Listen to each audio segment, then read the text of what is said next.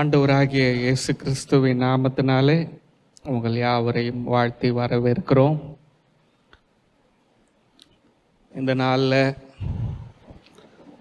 ஒரு ஃபுல் அதிகாரத்தையும் நம்ம தியானிக்க போகிறோம். 1 கொரிந்தியர் 3ஆம் அதிகாரம். இந்த முழு அதிகாரத்தையும் அதில் ஒரு 6 குறிப்புகளை இந்த நாளில் உங்களோடு பேச விரும்புகிறேன். முதலாவது 1 கொரிந்தியர் 3ஆம் அதிகாரம் 16வது வசனம். நீங்கள் தேவனுடைய ஆலயமாய் இருக்கிறீர்கள் என்றும் தேவனுடைய ஆவி உங்களில் வாசமாய் இருக்கிறது என்றும் அறியாதிருக்கிறீர்களா? அடுத்தது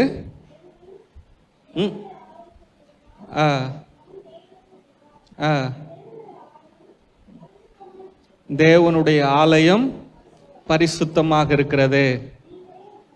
நீங்களே அந்த ஆலயம். தேவனுடைய ஆலயம் யாரு? வேதம் சொல்லுகிறது நீங்களே அந்த ஆலயம். நாம் தேவனுடைய ஆலயமாக இருக்கிறோம். எத்தனை பேர் நம்புறீங்க? உங்களுடைய சரீரம் ஜீவனுள்ள தேவனுடைய ஆலயமாக இருக்கிறது. ஆமென். உங்க சரீரம் தான் ஆலயம். உங்க சரீரம் தேவனுக்கு, இந்த உலகத்தில் இருக்கிற எல்லாருக்கும் முன்பதாக தேவன் எப்படி வச்சிருக்கிறார்னா, எல்லாரும் உங்கள் சரீரத்தை பார்க்கும் பொழுது பரிசுத்தம் நிறைந்ததாக வைத்திருக்கிறார். எத்தனை பேரால நம்ப முடியுது? மனுஷங்களால பார்த்தீங்கன்னா உடம்புல இருக்கிற அழுக்க, தோல் மேல இருக்கிற அழுக்க சுத்தம் செய்யறதுக்கு குளிக்கிறீங்க, நாத்தம் வெளியே தெரிஞ்சிடக்கூடாதுன்னு சென்ட் போடுறீங்க, மேக்கப் போடுறீங்க. ஆனால் உங்கள் சரீரத்தை உங்களால் பரிசுத்தமாக மாற்ற முடியாது. எந்த இடத்துக்கு போனாலும் பரிசுத்தமாக மாற்ற முடியாது. உங்கள் சரீரத்தை இயேசு கிறிஸ்து தான் பரிசுத்தமாக மாற்ற முடியும். உங்கள் சரீரத்தை அவர் பரிசுத்தமாய் மாற்றி இருக்கிறார். உங்கள் சரீரத்தை அவர் அவருடைய ஆலயமாக மாற்றி இருக்கிறார். நீங்கள் ஜீவனுள்ள தேவனுடைய ஆலயமாக இருக்கிறீர்கள். உங்களுக்குள் தேவனுடைய ஆவியானவர் வாசம் பண்ணுகிறார் என்று நீங்க அறிஞ்சிருக்கிறீங்களா? அறிஞ்சிருக்கிறீங்களாமா? அறிஞ்சிருக்கிறீங்களா அப்படின்னு யார் கேட்கிறா? சத்தியம் கேட்கிறது. ஆவியானவர் கேட்கிறார். நீங்க தேவனுடைய ஆலயம், தேவன் உங்களுக்குள் வாசம் பண்ணுகிறார் என்பதை நீங்க அறிஞ்சிருக்கிறீங்களா? அந்த நாலேஜ் இருக்குதா? இந்த அறிவு இருக்குதா அப்படின்னு சொல்லி தேவன் நம்ம ஒவ்வொருத்தரைக்கிட்டையும் கேட்கிறார். ஆமென். பாருங்க, அவருடைய பிள்ளைகளாகிய நாம் ஆதாமின் மூலமாக இந்த சரீரம் மாம்சத்திலே பாவம் செய்து தேவனுக்கு விரோதமான பகையாக மாறியது. நம்முடைய வாழ்க்கை சாபம் நிறைந்ததாக மாறியது. தேவன் படைத்த சரீரம், இந்த இரத்தமும் இந்த சரீரமும் ஆதாமின் மூலமாக எந்த அளவுக்கு தேவனுடைய சாயலை இழந்து எவ்வளவு மோசமா ஒரு மனுஷன் வாழணுமோ அந்த அளவுக்கு போயிட்டான். அதனால படைத்த தேவன், நம்முடைய தகப்பன் நம்மளை பரிசுத்தமாக மாற்றணும். திரும்பவும் நமக்குள் வாசம் பண்ணணும். பழைய ஏற்பாட்டில் வாழ்ந்த ஆதாம் முதற்கொண்டு மல்கியா வரைக்கும் வாழ்ந்த பரிசுத்தவான்களோடு கூட தேவன் வாசம் பண்ணினார். அவங்க கூட தான் இருந்தார். அவங்களோட ஆதாம் ஏவாளோடு ஏதேன் தோட்டத்தில் கூட இருந்தார். அவங்க பக்கத்தில் இருந்தார். ஆனால் என்றைக்கு மாம்சத்தையும் இரத்தத்தையும் எடுத்துக்கொண்டு இந்த பூமிக்கு வந்து கல்வாரி சிலுவையில் மரித்து உயிர் தெழுந்தாரோ பாருங்க, மாம்சத்திலையும் இரத்தத்திலையும் பாவம் வந்து மனிதன் விழுந்து போனதுனால நம்மளை மீட்டெடுக்கணும் என்கிற ஒரே நோக்கத்தினால படைத்த தேவன் நம்முடைய தகப்பனாக அவர் மாம்சத்தையும் இரத்தத்தையும் கொண்டு வருகிறார். ஒரு சரீரத்தோடு இந்த பூமியில பிறந்து கல்வாரி சிலுவையில ஜெயித்து அவர் கிருபையும் சத்தியமும் நிறைந்தவராய் நமக்குள்ளே வாசம் பண்ணுகிறார். பழைய ஏற்பாட்டு பரிசுத்தவான்களுக்கு கிடைக்காத ஆசீர்வாதம். எத்தனை பேரால நீங்க சத்தியத்தை புரிஞ்சுக்கிறீங்கன்னு தெரியல. என்னுடைய ஜெப நேரங்களிலே உங்க எல்லாரையும் நான் நினைச்சு நான் ஜெபம் பண்ணுவேன். ஆனால் ஒரு சிலருக்காக நான் ஜெபிக்கும் போது ரொம்ப சந்தோஷமா இருப்பேன். இந்த சத்தியத்தெல்லாம் பார்த்தீங்கன்னா இந்த சுமதி அம்மா தான் அடிக்கடி எனக்கு மைண்டில் வருவாங்க. அந்த அம்மா அந்த சத்தியத்தை என்ஜாய் பண்ணுறதுல, அதே போல் சாந்தி சிஸ்டர் அவங்க குடும்பம் அந்த முடித்த உடனே அவங்கெல்லாம் அந்த சத்தியத்தை அவங்க என்னோடு பேசும்போது இப்படி இருந்துச்சு. அப்போது அவங்க அதிகமாக நான் நினைத்து ஆண்டவருக்கு நன்றி சொல்வேன். நான் இப்போ பேசுகிற இந்த சத்தியங்களை கேட்கும் பொழுது எத்தனை பேர் ஓ இதெல்லாம் எவ்வளவு வல்லமையாக இருக்கிறது என்று நீங்கள் உணர்றீங்கன்னு எனக்கு தெரியல. உங்கள் இதயத்தில் உணர்றதை என்னால் உணர்ற அந்த கிருபை எனக்கு இல்லை. ஆனால் ஆவியானவர் சொல்கிறாரு, பழைய ஏற்பாட்டு காலத்தில் இருந்த பரிசுத்தவான்களுக்கு கிடைக்காத ஸ்லாக்கியம். படைத்த தேவன் ஒரு மனுஷன் பக்கத்தில் இருக்கிறது மிகப்பெரிய ஆசீர்வாதமா, படைத்த தேவன் நமக்குள் வந்து வாசம் பண்றது அது ஆசீர்வாதமாங்க? நமக்குள் வந்து வாசம் பண்ற அவங்களெல்லாம் என்னுடைய ஜனங்கள் என்று சொன்னாரு. உங்களையும் என்னையும் புதிய உடன்படிக்கையில ஆமென் அவருடைய சரீரத்தை பிற்கும்படியாகவும் அவருடைய இரத்தத்தை சிந்தும்படியாக ஒப்பு கொடுத்து அவருடைய பிள்ளைகளாக நம்மை மாற்றி இருக்கிறார். ஆமென். அவங்கெல்லாம் என் ஜனங்கள் என்று சொன்னார். ஆனால் ஒரிஜினலாக அவருடைய இரத்தத்தின்படி பிறந்தவங்க இஸ்ரவேலர்கள்லாம் இயேசு கிறிஸ்துவின் ரத்தமும் ஒரே ரத்தம், ஒரே சொந்த பந்தம். நம்ம சொந்த பந்தம் இல்லை. அப்படி இருந்தும் அவர்களுக்கு கிடைக்காத அந்த ஆசீர்வாத உறவு நமக்கு கிடைச்சிச்சு. நம்மை அவருடைய ஆலயம் என்று சொல்லுகிறார். பழைய ஏற்பாட்டு ஜனங்களை பார்த்து சொன்னாரு, நான் உங்கள் நடுவிலே வாசம் பண்ணுவதற்கு எனக்கு ஒரு ஆலயத்தை கட்டுங்க. நான் உங்க நடுவில் பரிசுத்தரா வாசம் பண்ண விரும்புகிறேன், உங்க நடுவில் நான் தங்க விரும்புகிறேன், எனக்கு ஒரு ஆலயத்தை கட்டுங்கன்னு சொன்னாரு. ஆனா புதிய உடன்படிக்கையில புதிய ஏற்பாட்டில் ஆண்டவர் சொல்றாரு, எனக்கு நீ ஒரு ஆலயம் கட்ட வேணாம், உன்னையே நான் ஆலயமாக தேர்ந்தெடுத்து உனக்குள்ளே நான் வாசம் பண்ணுகிறேன். இதை விட என்னங்க ஆசீர்வாதங்க?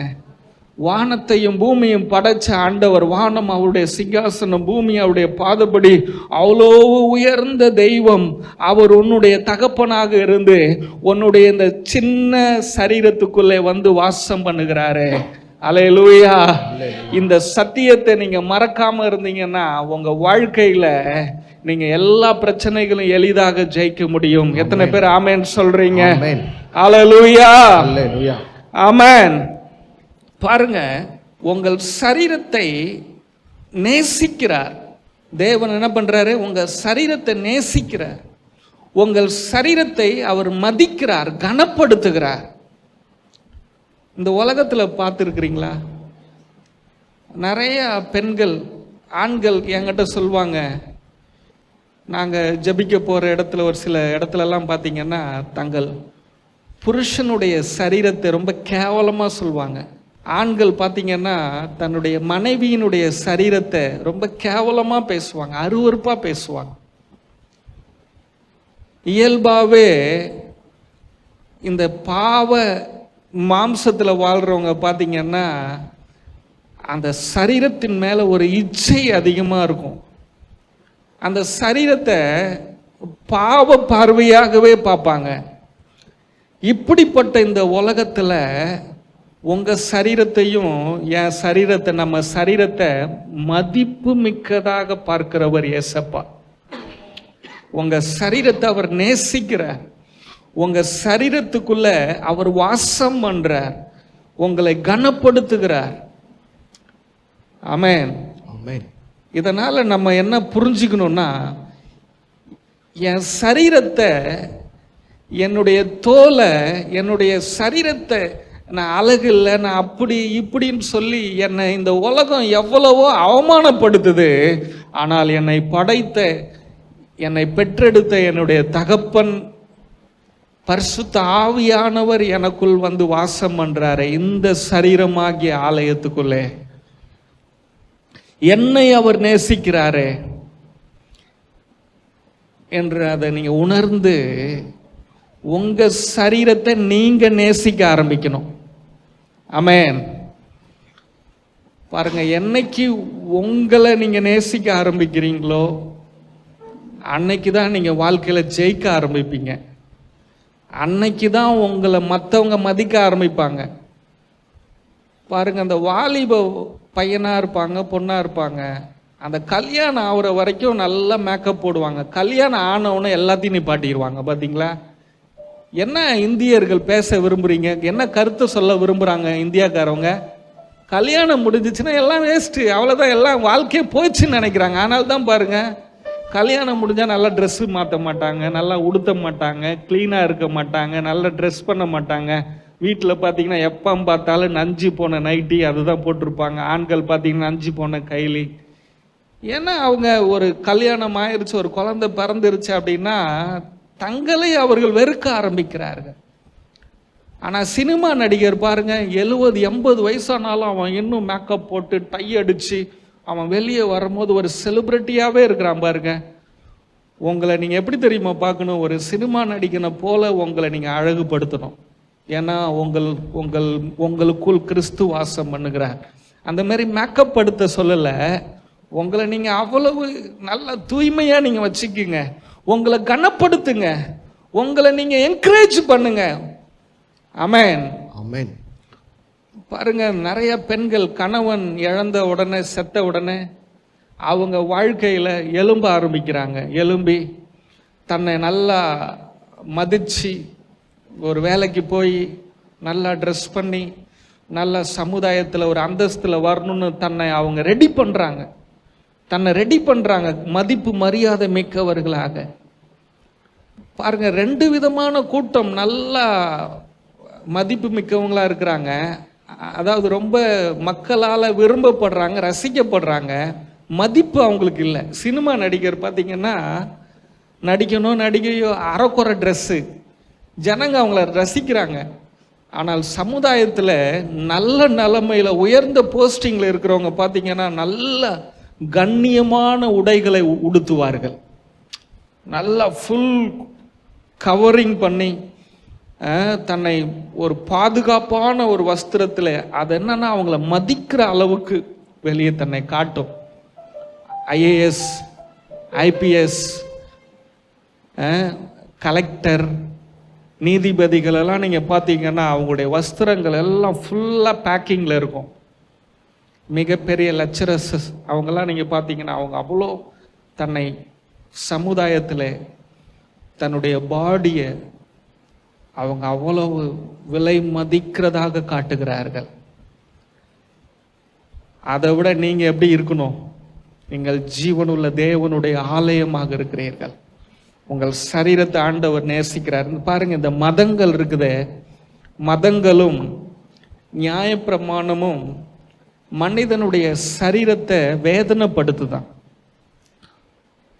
வாரத்தில் எத்தனை நாள் நீ உபவாசம் செஞ்ச, உண்ணாவிரதம் இருந்த, வாரத்தில் எத்தனை நாள் நீ ஜெபம் பண்ணன, எத்தனை மணி நேரம் ஜெபம் பண்ணன, எத்தனை முறை வாரத்தில் நீ கோயிலுக்கு போன, வாரத்துக்கு எத்தனை முறை நீ ஊழியம் செஞ்ச, கடவுளுக்காக நீ எதை இழந்த, கடவுளுக்காக நீ என்ன கொடுத்த, நீ பரிசுத்தமாக வாழ்வதற்கு உன்னுடைய சரீரத்தை கடவுள்கிட்ட நீ உடைக்கப்பட, நசுக்கப்பட நீ ஒப்பு கொடுக்கணும். கடவுளை அடைவதற்கு உன் சரீரத்தை காயப்படுத்த நீ ஒப்பு கொடுக்கணும். இதெல்லாம் என்ன சொல்லுது? மதங்களும் நியாயப்பிரமாணமும் சொல்லுது. பழைய ஏற்பாடு அதுதான் சொல்லுது. இன்னைக்கு கிறிஸ்தவமும் இதான் போதிக்குது. நீ உபவாசம் பண்ணி உன் சரீரத்தை ஒடுக்கு. ஆண்டவர் சொல்றாரு, உன் சரீரம் நான் வாசம் பண்ற ஆலயமா இருக்குது. ஆண்டவர் சொல்றாரு, நானும் கதவை திறந்தால் இந்த சரீரத்துக்குள்ளே நீங்க ஆண்டவருக்கு விட்டு கொடுத்தா அவர் உள்ளே வந்து போஜனம் பண்ணுவார், அவர் உள்ளே வந்து வாசம் பண்ணுவார், அவர் நம்மோடு கூட உறவாடுகிறார். ஆமென். ஆனா மதங்கள் என்ன சொல்லுதுன்னா, உன் சரீரத்தை நீ என்ன வேணா தியாகம் பண்ணாதான் நீ கடவுளை அடைய முடியும், கடவுளை நீ அனுபவிக்க முடியும், கடவுளுடைய வல்லமையை நீ பெற்றுக்கொள்ள முடியும்னு சொல்லுது. உங்களை நீங்க வருத்திக்கிட்டா. ஆனா இயேசுடைய பார்வையில பார்த்தீங்கன்னா, இயேசு மனிதன் மேல், ஒவ்வொரு மனிதன் மேலும் அவர் அன்பு செலுத்த தான் இந்த பூமிக்கு வந்தாரு. ஒவ்வொரு மனிதனையும் அவர் ஒரு கோயிலா பார்க்கிறாரு. ஒவ்வொரு மனுஷனையும், இயேசுவை அறியாத மனுஷனா இருந்தாலும் அது எல்லாமே அவர் படைச்ச மனிதர்கள், அவர்களெல்லாம் அவருடைய கோயிலா பார்க்கிறாரு. ஒவ்வொரு மனுஷனுக்குள்ளேயும் அவர் வாசம் பண்ண விரும்புகிறார். ஒவ்வொரு மனிதனுக்குள்ளும் அவர் வாசம் பண்ணி ஒவ்வொரு மனிதனையும் ஆசீர்வதிக்க விரும்புகிறார்.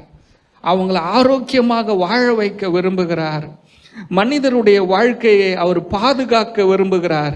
இயேசு ஒவ்வொரு மனிதனுடைய சரீரத்திலையும் வாசம் பண்ணி அந்த மனிதனை வல்லமையுள்ள மனிதனாக, அந்த மனிதனை வெற்றியுள்ள மனிதனாக, அந்த மனிதனை ஞானமுள்ள மனிதனாக, இந்த உலகத்தில் மதிப்பு மிக்கவனாக, மரியாதை கனமுள்ள ஒரு மனிதனாக மாற்ற விரும்புகிறார். அவர் உங்களுக்குள்ளதான் இருக்கிறார். இதை நீங்க உணரல. ஆமென். ஆமென். பைபிள் டீச்சர் சொல்றாங்க, ஏதேன் தோட்டத்தில் கடவுள் மனுஷனை படைச்சு உள்ள வைக்கும் போதே அந்த ஏதேன் தோட்டம் 3000 ஏக்கராம். 3000 ஏக்கர்ல தேவன் எங்கேயோ ஒரு இடத்துல இருப்பாரு, ஆதாம் ஒரு இடத்துல இருப்பாங்க, ஏவாள் ஒரு இடத்துல இருப்பாங்க. ஆனா தேவன் எங்க இருக்கிறாருன்றத அவங்களால உணர முடியுமா? அதுதான் 7ஆம் அறிவு, 7th சென்ஸ். தேவன் அங்க இருக்கிறாருன்றத உணர முடிஞ்சுச்சான். என்னைக்கு அவன் பாவம் செஞ்சானோ அந்த 7ஆம் அறிவு, 7th சென்ஸ் அவனை விட்டு போயிருச்சான். தேவனுக்கு அந்த சென்ஸ் இருக்குது. தேடுறார், ஆதாமே எங்க இருக்கிற, ஏவாலே எங்க இருக்கிறார். ஆனா ஆதாமால தேவன் இருக்கிறதை உணர முடியல. இயேசு என்னைக்கு சிலுவையில மரிச்சு உயிர் தெரிந்தாரோ, இயேசுவை என்னைக்கு நீங்க ஏற்றுக்கொண்டீங்களோ, அந்த 7ஆம் அறிவு, அந்த 7th சென்ஸ் உங்களுக்கு வந்துருச்சு. ஆமென். ஆண்டவரை உங்களால உணர முடியுதா? அவருடைய அபிஷேகத்தை நீங்க உணர்றீங்களா? அவர் உங்களுக்குள்ள வாசம் பண்றார். அதுதான் பலன். இந்த உலகத்துல வேற என்னங்க பலனு? கட்டின கணவன், கட்டின மனைவி, பிள்ளைகள் எனக்கு நிப்பாங்க 24 மணி நேரம் சொல்ல முடியுமா? சொல்ல முடியாதுங்க. உறவுகள் நிற்கும், நண்பன் நிற்பான்னு சொல்ல முடியுமா? சொல்ல முடியாது. உனக்குள் வாசம் பண்ணுகிற உன் தகப்பன் பரிசுத்த ஆவியானவர் தான் எந்த சூழ்நிலையில உன்னோடு கூட இருக்கிறார். அதை நீ உணரணும். அதை நீ உணர்ந்தாலும் உணரலனாலும் சத்தியம் சொல்லுகிறது, அவர் உங்களுக்குள்ளே கிருபையும் சத்தியமும் நிறைந்தவராய் வாசம் பண்ணுகிறார். ஆமென். இது உண்மை. ஆனால் இந்த உண்மையை நீங்க விசுவாசிக்க நீங்கள் மறக்கும் பொழுது தேவனுடைய அற்புதங்களை நீங்கள் பெற்றுக்கொள்வதில்லை. அதை நீங்கள் நினைவில் வைத்து அதை விசுவாசிக்கும் போது இயேசு எனக்குள்ள இருக்கிறார் என்கிற அந்த உறுதி தன்மை, அதை குறிச்சதான நம்பிக்கையில நீங்கள் பெருகும் பொழுது அதை நீங்க மறக்காம உங்க மனசுல நீங்க எப்பயுமே நினைவாக இருக்கும்போது எல்லா சூழ்நிலைகளையும் ஜெயிப்பீங்க. ஆமென். பலவீனமான சூழ்நிலைகளை ஜெயிப்பீங்க, பொருளாதாரங்களை ஜெயிப்பீங்க. நான் யார்? நான் கைவிடப்பட்டவன் அல்ல. உலகத்துல 1000 பேர் சொல்லலாம், நீங்க சொல்வீங்க எனக்குள்ள அப்பா இருக்கிறாரு, நான் தனியான ஆள் இல்லை, நான் மிகப்பெரிய பலத்துக்குள்ள இருக்கிறேன், மிகப்பெரிய அரணுக்குள்ளே, பாதுகாப்புக்குள்ளே, அடைக்கலத்துக்குள்ளே, ஆசீர்வாதத்துக்குள்ளே எல்லாம் இருக்கிற ஒரு இடத்துல நான் இருக்கிறேன். நான் வெறுமையானவன் அல்ல, குறைவுபட்டவன் அல்ல, தோல்வி அடைந்தவன் அல்ல, நான் சகலத்திலையும் நான் ஜெயம் பெற்றவர். ஆமென். ஆமென். ஆமென். உங்களுக்குள்ள ஆண்டவர் வாசம் பண்றார். உங்களுக்குள்ள இருக்கிற அந்த உயிர் யாருன்னா தேவன் தாங்க. இதை நீங்க விசுவாசிக்கணும். உங்க உயிர் தேவனுடைய சுவாசம். ஒரு மனுஷன் செத்த உடனே அவனுக்குள்ள இருக்கிற ஆவி தன்னை தந்த தேவனிடத்துல போயிருந்தான். ஒரு மனுஷன் செத்துட்டான்னா அது எந்த மனுஷனா இருந்தாலும் செத்த உடனே அவன் ஆவி எங்க போகுது? ஏன் அவர்கிட்ட போகுது? அவரு கொடுத்த ஜீவன் அது. அப்போ அந்த ஜீவன் உயிர் உள்ள வரைக்கும் அவனுக்குள்ள இருக்குது அப்படின்னா அந்த மனுஷனுக்குள்ள கடவுள் தான் வாசம் பண்றாரு. எனக்குள்ள கடவுள் வாசம் பண்ணா நான் எப்படி பாதி வயசுல சாவேன், ஆக்சிடென்ட்ல சாவேன், வியாதியில எப்படி சாவேன்? நான் பூரண வாழ்நாள் முழுவதும் நான் வாழ்வேன், தீர்க்க ஆயுசோடு வாழ்வேன், நீடிய காலமாய் நான் ஆரோக்கியத்தோடு, சுகத்தோடு, ஐஸ்வர்யத்தோடு, ஆசீர்வாதங்களோடு, வல்லமையோடு, அபிஷேகத்தோடு, வெற்றியோடு நான் வாழ்வேன். ஏன்னா எனக்குள்ள இருக்கிற உயிர் என் அம்மா கொடுத்த உயிர் இல்லை, என் அப்பா கொடுத்த உயிர் இல்லை, அது என் தேவனுடைய ஜீவன், என் தேவனுடைய ஆவி, அவருடைய சுவாச காற்று. அல்லேலூயா. இந்த விசுவாசத்தினாலதான் இனி வர நாட்கள்ல நீ இந்த பூமியில வாழ முடியுமே தவிர வேற எந்த காரியத்தினாலும் நீங்க வாழ முடியாது. எத்தனை பேரால புரிஞ்சுக்க முடியுது? ஆமென். அல்லேலூயா. அல்லேலூயா. பாருங்க, இன்னைக்கு மனுஷனுடைய வாழ்க்கையில மதம் அவனுடைய சரீரத்தை காயப்படுத்துறதுனால இன்னைக்கு மனுஷன் தான் குடும்பத்துக்காக உழைக்கிறானோ இல்லையோ, கடவுளுக்காக நான் உழைக்கணுமே, கடவுளுக்காக ஓடணுமே அப்படின்னு சொல்லி ஓடுற ஓட்டம் தான் இன்னைக்கு அதிகமா இருக்குது. கடவுளை தேடணும். அப்படி அவன் ஓடி ஓடியே அவன் களைச்சு போய் நிம்மதி இல்லாதவனாக, இளைப்பாறுதல் இல்லாதவனாக அவன் மாறிட்டான். இன்னைக்கு அவன் கஷ்டத்திலையும் வியாதியிலையும் அவன் போயிட்டான். ஆனால் மனிதனை படைத்த அந்த கடவுள் அவனுக்குள் வந்து வாசம் பண்ணி, நீ தேடுகிற பரிசுத்தம், நீ தேடுகிற நிம்மதி, நீ தேடுகிற பாவ விமோச்சனம் உனக்குள் தான் அது இருக்குது. நீ அதை தேடி எங்கேயும் போவாது. உனக்குள்ள அந்த பாவ விமோச்சனம் இருக்குது, உனக்குள்ள நிம்மதி இருக்குது, உனக்குள்ள அந்த பரிசுத்தம் இருக்குது. நான் உனக்குள்ள வாசம் பண்ணுனா நீ எங்கெல்லாம் தேடி ஓடி பெற்றுக்கொள்ளணும்னு நினைக்கிறியோ அதெல்லாம் உனக்குள்ளேயே அது தன்னாலே அது உருவாகும். எத்தனை பேர் ஆமென் சொல்றீங்க? இயேசுவை அறியாதவங்க ஓடுனா பரவாயில்ல, இன்றைக்கு இயேசுவை அறிந்த கிறிஸ்தவர்கள் ஓடுறாங்களே, அதுதான் அருவருப்பு, அதுதான் பாவம், அதுதான் இச்சை. ஒரு ஊழியக்காரன் திருப்தி இல்லை, இன்னொரு ஊழியக்காரன், அந்த ஊழியக்காரன் திருப்தி இல்லை, இன்னொரு ஊழியக்காரன், சபையா ஊழியரா விடுதலைக்காக, வாழ்க்கையில ஏதோ ஒன்று அடைவதற்காக, ஏதோ ஒன்று பெற்றுக்கொள்வதற்காக. இதுதான் இச்சை, இதுதான் பாவம், இதுதான் அருவருப்பு. உன்னையும் என்னையும் ரட்சித்த தேவனுக்கு நம்முடைய வாழ்க்கையில் இருக்கிற பிரச்சனைகளை சரி செய்ய முடியாதா? அவருக்கு நீதானே தேவனுடைய ஆலயம். அவர் உனக்குள்ள இருக்கிறதுனால உனக்குள்ள சகலமும் இருக்குதுன்ற அந்த சத்தியம் உனக்கு தெரியாம போனது என்ன? உனக்கான தேவைகள், உனக்கான விடுதலை, உன் வாழ்க்கைக்கான வெற்றி தேவன் எந்த ஊழியக்காரங்கிட்டையும் வைக்கல, எந்த சபையிலையும் வைக்கல, எந்த கட்டடத்திலையும் வைக்கல, அதை உனக்குள்ள வைத்திருக்கிறார். ஆமென்.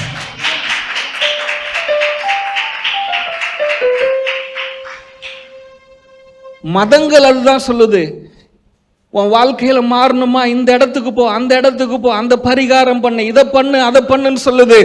அப்படியே கிறிஸ்தவத்துக்குள்ள வந்திருக்கிற நம்மளும் இங்க போகணும், அங்க போகணும், அந்த ஐயா வராரு, இந்த ஐயா வராருன்னு சொன்னா நாம் இயேசுவை ஏற்றுக்கொள்ள வேண்டிய அவசியமே இல்லையே. எத்தனை பேருக்கு புரியுது நான் சொல்றது? இன்னைக்கு இதெல்லாம் தான் நான் பேச போறேன். வேதம் சொல்லுகிறது, ஒருவன் தேவனுடைய ஆலயத்தை கெடுத்தால் அவனை தேவன் கெடுப்பாராம். எப்படி தேவன் கெடுப்பாரு பாருங்க. மகி இங்க வாங்க.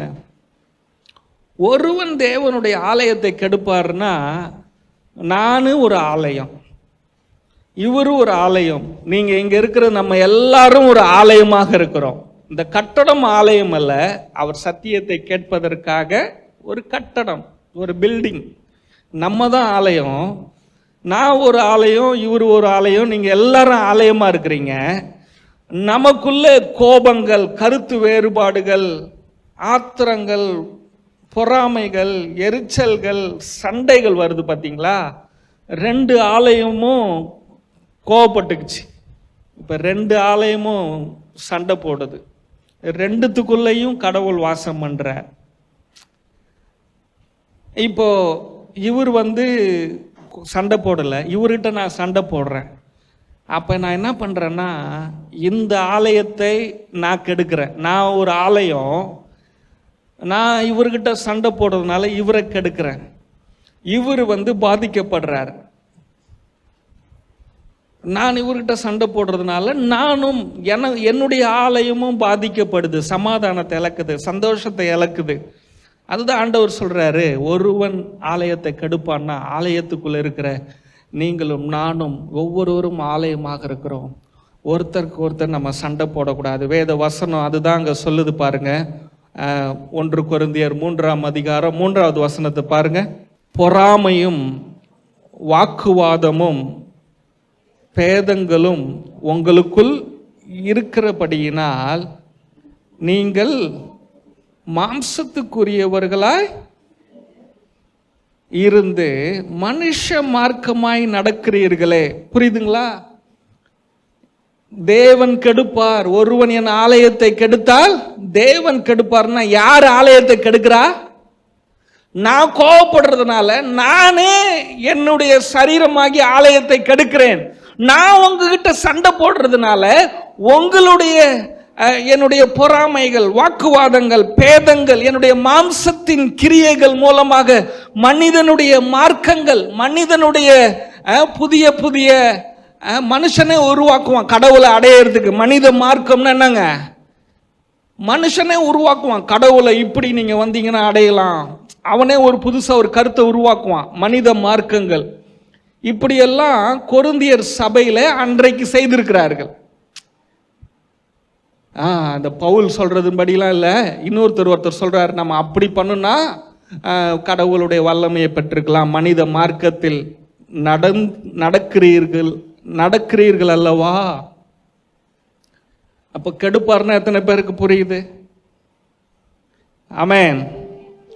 ஆமா, நியாயப்பிரமாணத்தை கொண்டு சர்ச்சில் கொரிந்தியர் சபையில விடுறாங்க. கிருபையினால உருவாக்கப்பட்ட சபையை நியாயப்பிரமாணத்தை கொண்டு உள்ள விட்டு சபையை மாம்சத்துக்குரியவர்களா மாத்துறாங்க. ஆவிக்குரிய சபையா இருக்கிறவங்கள மாம்சத்துக்கு சபையா மாத்துறாங்க. அதை குறித்து தான் ஆண்டவர் சொல்றாரு, ஒருவன் என்னுடைய ஆலயத்தை கெடுத்தால் நான் அவனை கெடுப்பேன். ஆண்டவர் கெடுக்கிறது இல்லை. நானே உங்களை கெடுத்துடுறேன், நீங்க என்ன கெடுத்துடுறீங்க. எதனால? பொறாமையினால இல்ல. அங்க நம்ம வாச்சோம், பொறாமையினால, வாக்குவாதங்களினால, பேதங்களினால, மாம்சத்தின் கிரியைகளினால. 2வது குறிப்புக்குள்ள நான் வரேன். முதல்ல நீங்கள் தேவனுடைய ஆலயம் அப்படின்றத நீங்க உறுதியா நீங்க பிடிச்சுக்கணும். 2வது ஆவிக்குரிய முதிர்ச்சி, ஆவிக்குரிய வளர்ச்சி. 2வது குறிப்பு ஆவிக்குரிய வளர்ச்சி.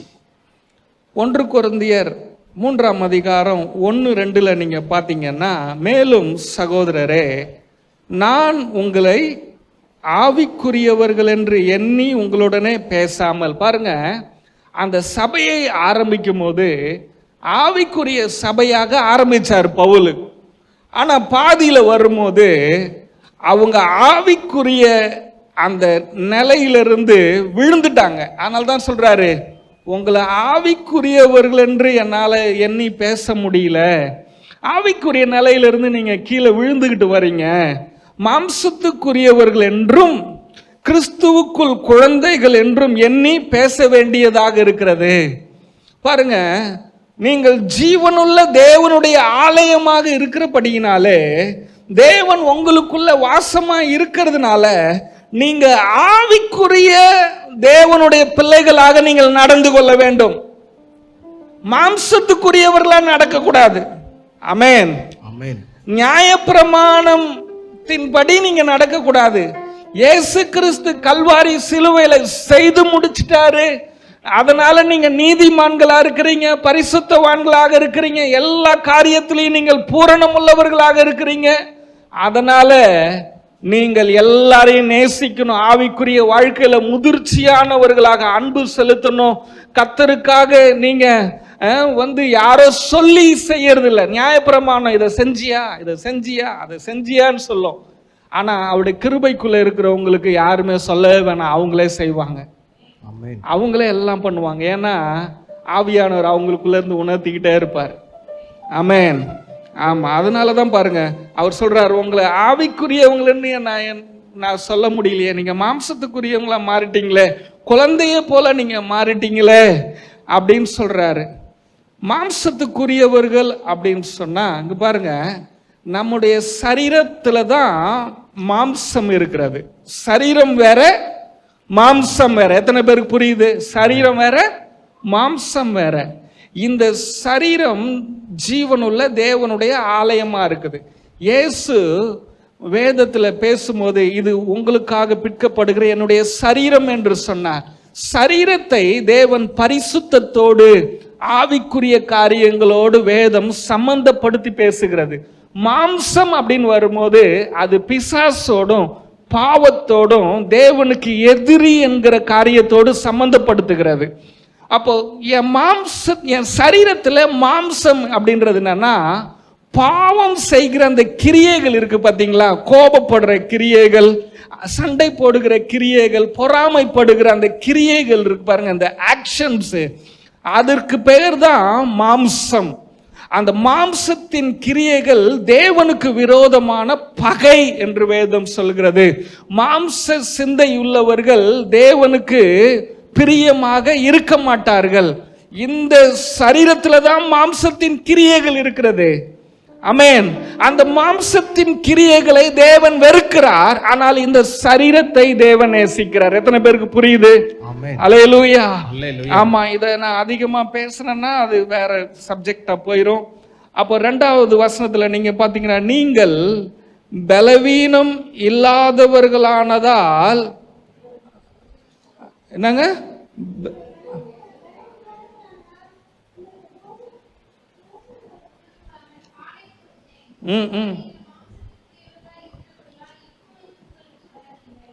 பாருங்க சொல்றாரு, உங்களுக்கு பலன் இல்லாதவர்களாக நீங்க இருக்கிறதுனால உங்களுக்கு போஜனத்தை கொடுக்க முடியல, உங்களுக்கு பால் குடிக்க நான் கொடுக்குறேன்.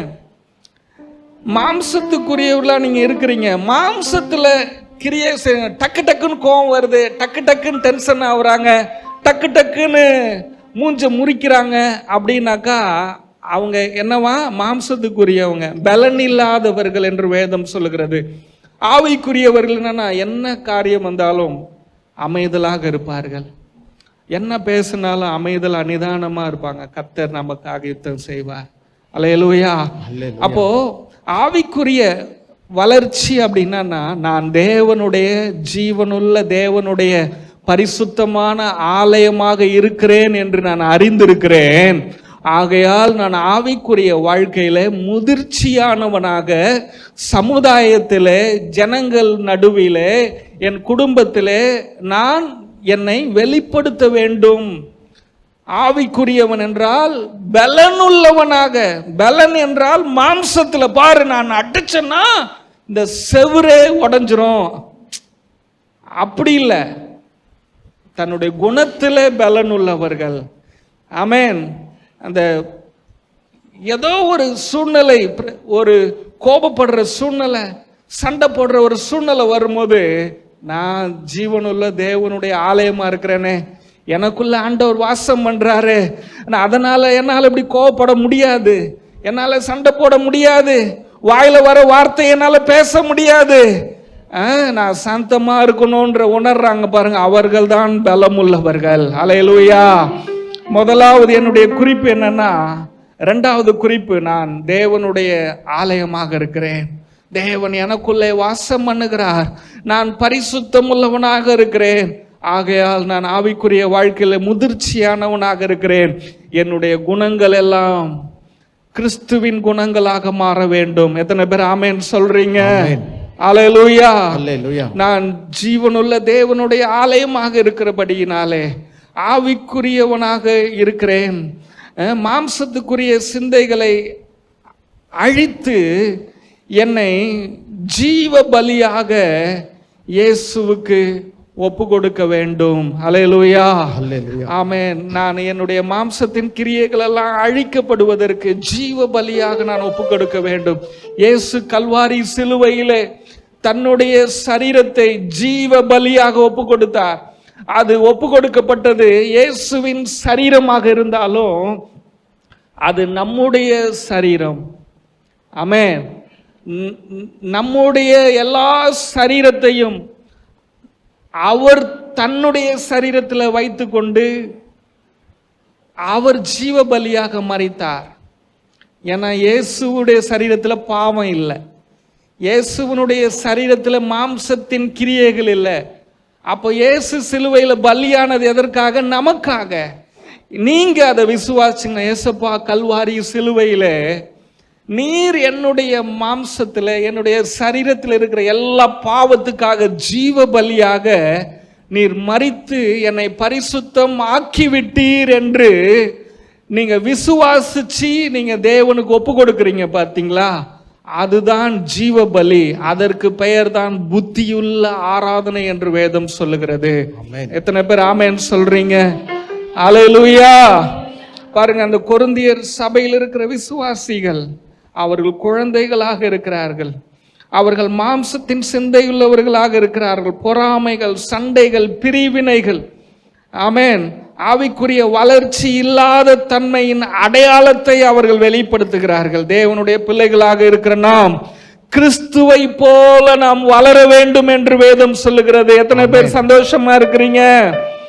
ஆமென்.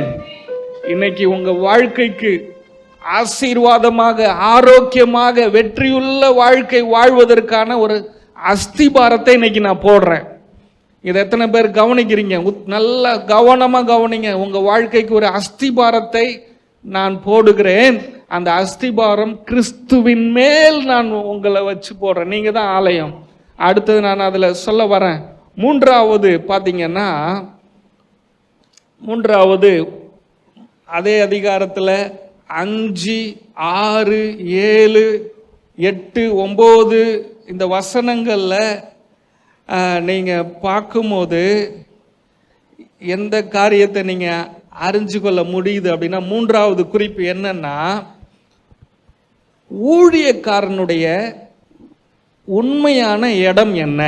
மூன்றாவது குறிப்பு என்ன? ஒரு ஊழியக்காரனுடைய ஊழியத்தில், சபையை நடத்துறதுல ஒரு ஊழியக்காரனுடைய உண்மையான இடம் என்ன?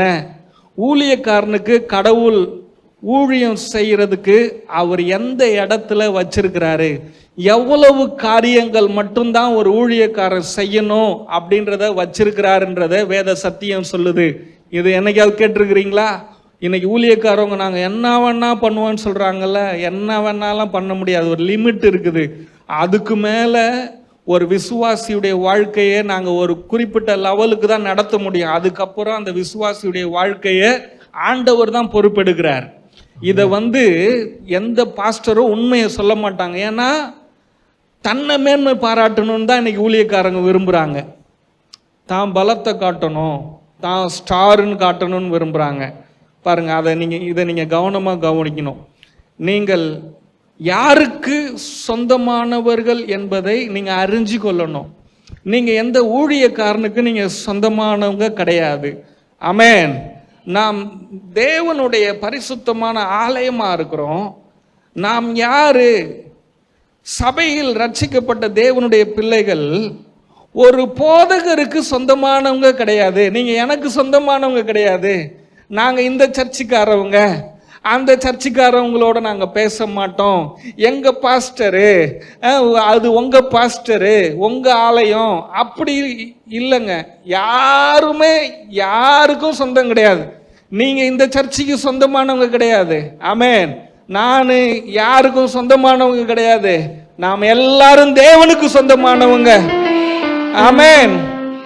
ஒரே ஒரு சபை, உண்மையான சபை பரலோகத்துல நம்ம எல்லாரும் ஒரே இடத்துல உட்கார போறோம். ஆமென் சொல்றீங்களா? பாருங்க, அந்த அரைச்சமாவே அரைச்சிக்கிட்டு கேட்ட பிரசங்கத்தையே கேட்டுக்கிட்டு இல்ல, புதிய ஆவியானவருக்கு நீங்க விட்டு கொடுக்கும் போது புதிய விதங்களிலே உண்மையான சத்தியங்களை அவர் நமக்கு சொல்லி தருவாரு. இதே பைபிள் தான் நம்ம வாசிக்கிறோம். ஆனா அரைச்சமாவே நம்ம அரைக்க கூடாது. பாருங்க, ஒரு ஸ்தாபனத்துக்கு சொந்தமானவர்கள் அல்ல. ஆமென். எத்தனை பேருக்கு புரியுது? ஏதோ ஒரு ஒரு ஒரு சபைக்கு, பிரான்ச் சபைக்கு சொந்தமானவங்க கிடையாது. ஏதோ ஒரு பிரிவினருக்கு, ஏதோ ஒரு ஜாதிக்கு நீங்க சொந்தமானவங்க கிடையாது. நாம் எல்லாரும் இயேசு கிறிஸ்துவுக்கு மட்டுமே சொந்தக்காரர்களாக இருக்கிறோம். பாருங்க, இந்த வசனங்களை ஒரு 3 பிரிவா நான் பிரிச்சு நான் சொல்றேன். ஊழியக்காரர்களாகிய நாங்கள் யார்? ஊழியக்காரர்களால் என்ன செய்ய முடியும்?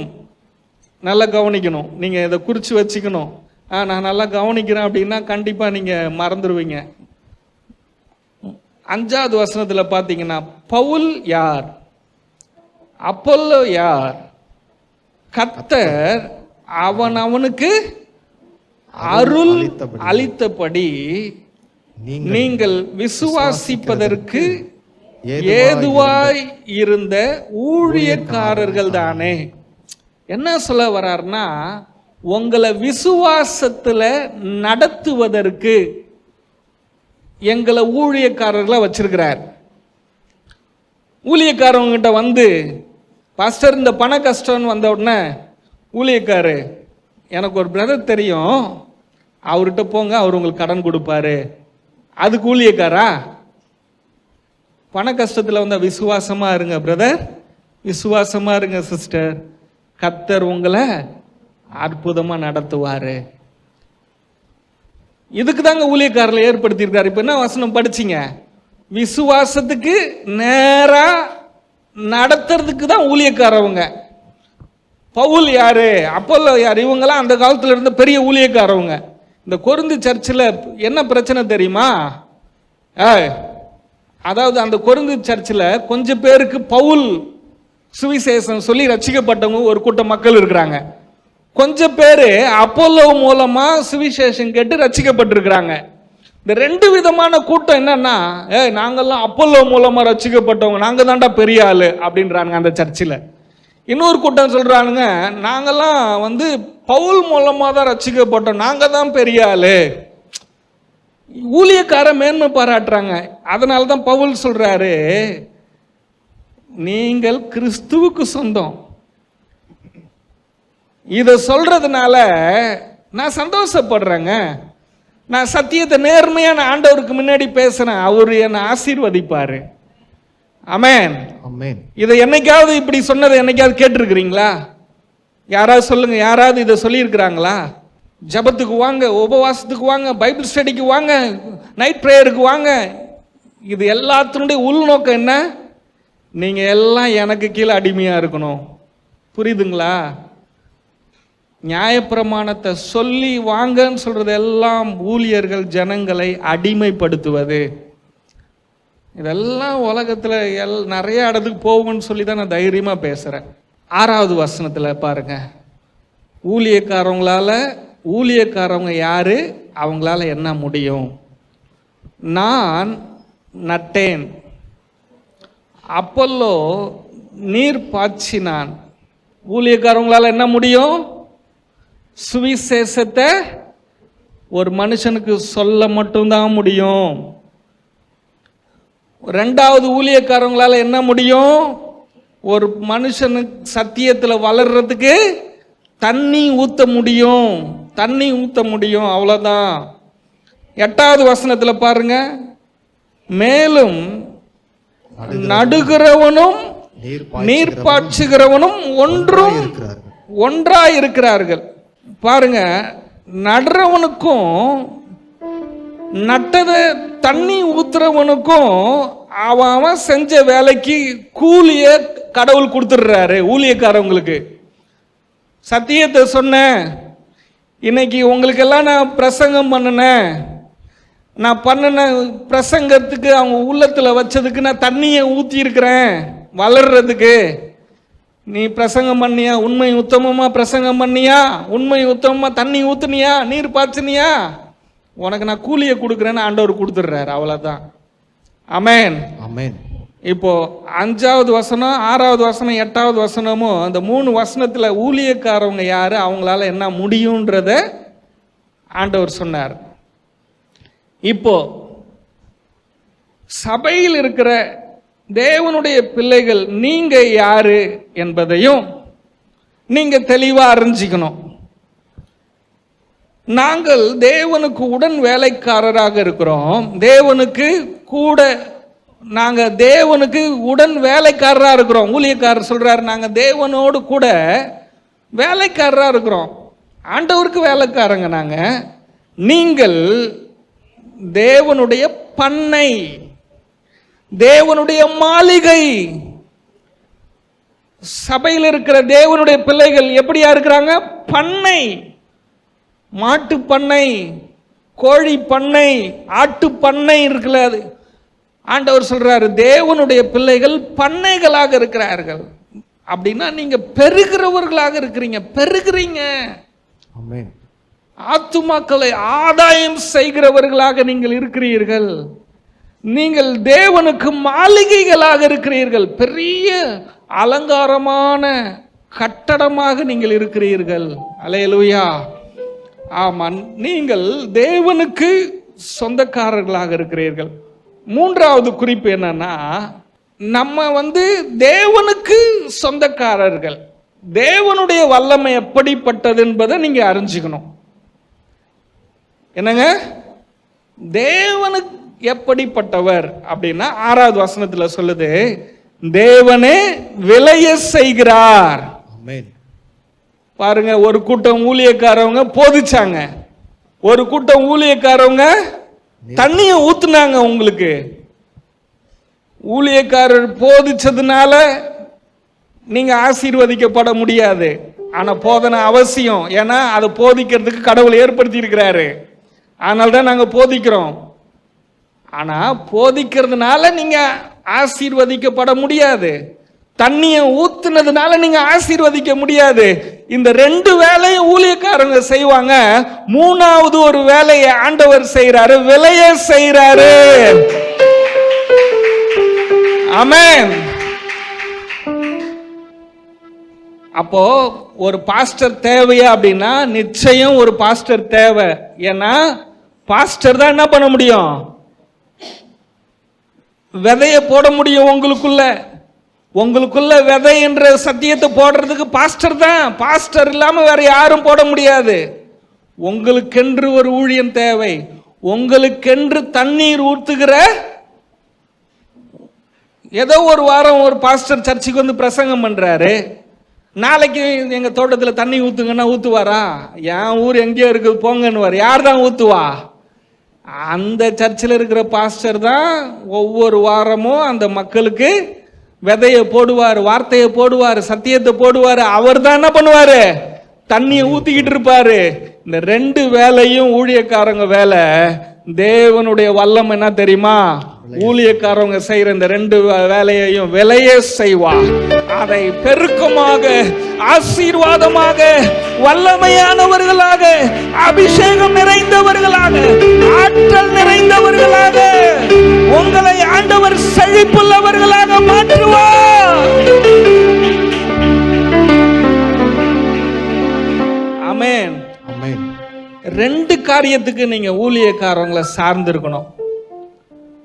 வார்த்தை சத்தியத்துக்காக ஊழியக்காரவங்களை சார்ந்து இருக்கணும். அது யாருன்னா அந்த ஊழியக்காரு கடவுளை சார்ந்து இருக்கணும்.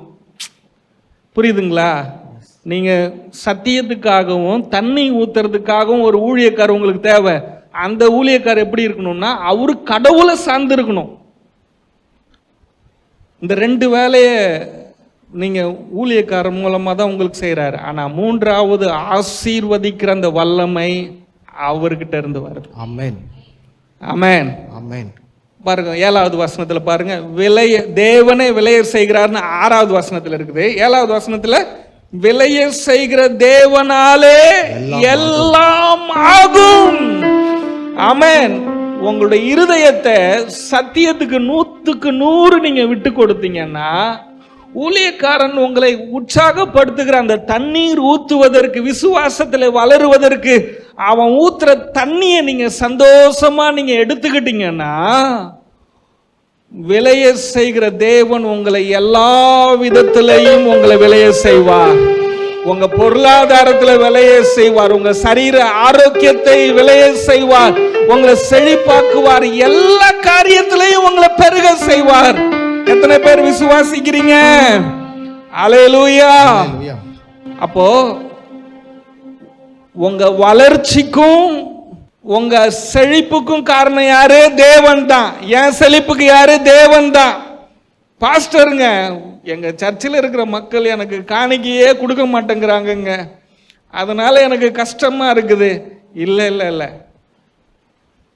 கர்த்தர் தான் ஊழியக்காரனை செழிக்க வைக்கணும். எங்க பாஸ்டர் சரியே இல்லைங்க, நாங்க இத்தனை வருஷம் போறேன், எங்க வாழ்க்கையில ஆசீர்வாதமே செழிப்பே இல்லைங்க. இல்ல இல்ல இல்ல, நான் காரணமா? சொல்லுங்க. வசனம் என்ன சொல்லுது? 6வது வசனமோ 7வது வசனம் என்ன சொல்லுது? விளைய செய்கிறவர் தேவன், உங்களை பெருக செய்கிறவர் தேவன், உங்களை செழிக்க வைக்கிறவர். எங்களால என்ன மட்டும்தான் முடியும்? உபதேசிக்க முடியும். எவ்வளவு உண்மையா உபதேசிக்கவும் முடியும். அந்த உபதேசத்தை வளர்றதுக்காக உங்களுக்கு எவ்வளவு தண்ணி ஊற்ற முடியுமோ முடியும். ஆனால் அவருடைய இரக்கமும் அவருடைய கிருபையும் உங்களை பெருக செய்யும், உங்களை செழிக்க பண்ணும். எத்தனை பேர் ஆமேன்னு சொல்றீங்க? ஆமா. என்னுடைய 3வது குறிப்பு முடிஞ்சிருச்சு. 4வதாக என்னன்னா, நீங்கள் ஜீவனுள்ள தேவனுடைய ஆலயமாக இருக்கிறீர்கள், பரிசுத்தமான ஆலயமா இருக்கிறீங்க. எப்படி நீங்க அப்படி பரிசுத்தமான ஆலயமாக நீங்க இருக்கிறீங்க அப்படின்னு சொன்னா, நம்ம எல்லாரையும் பிதா இயேசு என்கிற கற்பாறையில் அஸ்திபாரம் போட்டிருக்கிறார். ஆமென் சொல்வீங்களா? 10வது வசனத்தை பாருங்க. 10வது வசனத்துல, எனக்கு அளிக்கப்பட்ட தேவ கிருபையின்படியே புத்தியுள்ள சிற்ப ஆசாரியை போல அஸ்திபாரம் போட்டேன், வேறொருவன் அதன் மேல் கட்டுகிறான், அவனவன் தான் அதன் மேல் இன்ன விதமாய் கட்டுகிறான் என்று பார்க்க கடவன். 11வது வசனத்துல, போடப்பட்டிருக்கிற அஸ்திபாரமாகிய இயேசு கிறிஸ்துவை அல்லாமல் வேறொரு அஸ்திபாரத்தை போட ஒருவனாலும் கூடாது. பாருங்க, ஊழியக்காரர்கள் வேலை என்ன அப்படின்னா, நாங்கள் உங்களுக்கு சொல்ற சத்தியம் எப்படி இருக்கணும் அப்படின்னு சொன்னா, ஒவ்வொரு சத்தியமும் இயேசு கிறிஸ்துவுக்குள்ள உங்களை கொண்டு போய் சேர்க்கணும்.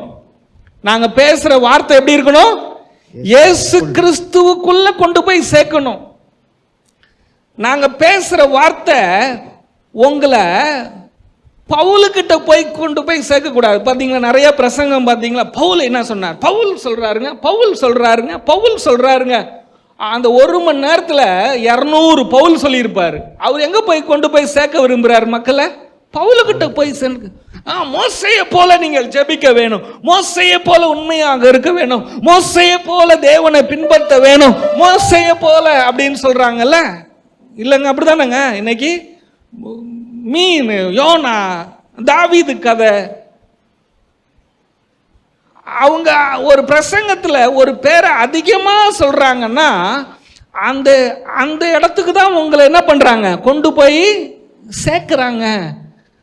ஆனால் வேதம் சொல்லுகிறது, ஒரு ஊழியக்காரன் ஒரு கர்த்தருடைய பிள்ளையை எங்க கொண்டு போய் சேர்க்கணும்னா இயேசு கிறிஸ்து கிட்ட தான் சேர்க்கணும். அவனுடைய பிரசங்கம் அவன் எப்போ பேசினாலும் இயேசு கிறிஸ்துவ தான் பேசணும். அதுதான் இயேசு கிறிஸ்துவின் மேல் இயேசு கிறிஸ்துவுக்குள் அஸ்திபாரம் போடுகிறது. பாருங்க, பவுல் மேல நீங்க அஸ்திபாரம் போட்டீங்கன்னா பவுல் செத்துட்டான். மோசே மேல அஸ்திபாரம் போட்டீங்கன்னா செத்துட்டான். நியாயப்பிரமாணத்தின் மேல அஸ்திபாரம் போட்டீங்கன்னா நியாயப்பிரமாணம் செத்துச்சு. ஆனால் இயேசு கிறிஸ்துவின் மேல் அஸ்திபாரம் போட்டீங்கன்னா இயேசு கிறிஸ்து உயிரோடு எழுந்தவர், அவர் விலையேற பெற்ற கல், அவர் ஜீவனுள்ள கல். ஆமென். அவர் நித்திய கன்மலை. அதுல நீங்க அஸ்திபாரம் போட்டீங்கன்னா உங்க வாழ்க்கையில எந்த பிரச்சனைகள் வந்தாலும், எந்த போராட்டங்கள் வந்தாலும், எந்த கஷ்டங்கள் வந்தாலும் உங்களை ஒருவனாலும் உங்களை அசைக்க முடியாது. அல்லேலூயா. கர்த்தரை எனக்கு முன்பதாக வைத்திருக்கிறேன், நான் அசைக்கப்படுவதில்லை. சின்ன சின்ன பிரச்சனைகள், சின்ன சின்ன போராட்டங்கள் வந்த உடனே நம்ம பரிசுத்த வாழ்க்கை, நம்முடைய தேவனோடு இருக்கிற ஆவிக்குரிய வாழ்க்கை அசைக்கப்பட்டது. காரணம் என்னன்னா, கிறிஸ்துவின் மேல் அஸ்திபாரம் போடல. இன்னைக்கு தேவனுடைய ஆவியானவருடைய உதவியை கொண்டு உங்கள் ஒவ்வொருவரையும் நான் இயேசு கிறிஸ்து என்னும் கற்புள்ள புருஷனாகிய அந்த கன்மலையின் மேலே, ஜீவனுள்ள அந்த கல்லின் மேலே, அந்த ஞான கல்லின் மேலே உங்களை நான் அஸ்திபாரமாய் நடுகிறேன். தேவன் என்ன அதுக்காக தான் என்னை ஏற்படுத்தி இருக்கிறார். ஆமென், ஆமென். ஜனங்கள் எந்த பிரச்சனையோடு வந்தாலும் அவர்களுக்கு பதில் என்ன தெரியுமா? ஜீசஸ், இயேசு தான் பதில். இயேசு அந்த பிரச்சனையை மாத்துவார். இயேசு மாத்துவார். இயேசு அற்புதம் செய்வார். இயேசு அற்புதம் செய்வார்.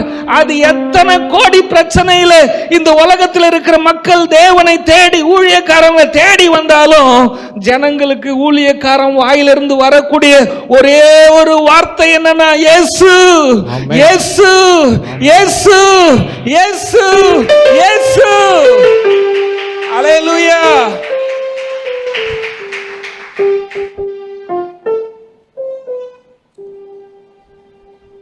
பாருங்க, அஸ்திபாரம் போடுறாரு. இயேசு கிறிஸ்து மட்டும்தான் அஸ்திபாரம் சொல்றார்.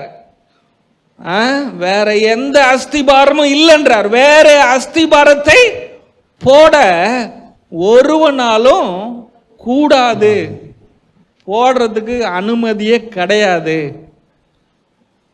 ஒரே அஸ்திபாரம் என்னங்க? இயேசு கிறிஸ்து தான். நீங்க செழிப்பா இருக்கணுமா, வாழ்க்கையில எந்த வியாதி வந்தாலும் அந்த வியாதி உங்களை தொடாம வாழணும்னு நினைக்கிறீங்களா? பொருளாதார கஷ்டங்கள், பண கஷ்டம் பூமியில வரும்போது என்னை தொடவே கூடாதுன்னு நினைக்கிறீங்களா?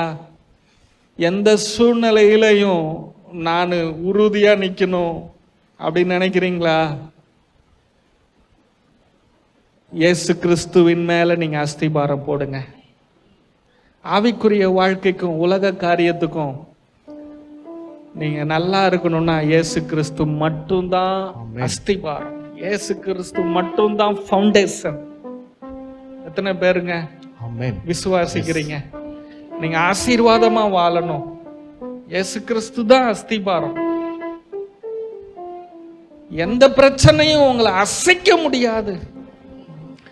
எந்த ஆபத்தோ, எந்த விபத்தோ, எந்த சூழ்நிலையிலையோ திடீர்னு பார்த்தா கேஸ் காலியா போச்சு, ஆண்டவரே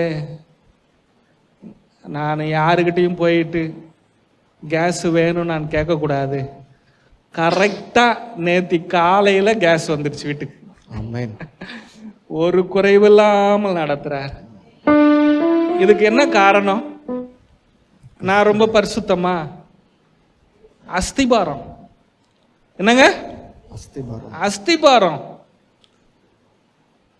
வாயில நீங்க என்ன அறிக்கை பண்றீங்க? நான் கிறிஸ்துவுக்குள்ள இருக்கிறேன். கோடி மடங்கு சொல்லுங்க, கோடீஸ்வரன் ஆயிருவீங்க. பக்கத்துல சொல்லுங்க, கோடி மடங்கு சொல்லுங்க, கோடி மடங்கு சொல்லுங்க, கோடீஸ்வரர் ஆயிருவீங்க. கோடீஸ்வரரா ஆயிருவீங்க. கோடி மடங்கு கிறிஸ்துவுக்குள் சொல்லுங்க, கோடீஸ்வரன் ஆயிருவீங்க. ஆமென். எரிச்சலா இருக்கணும், இன்னும் எரிச்சல் ஆக்கணும்.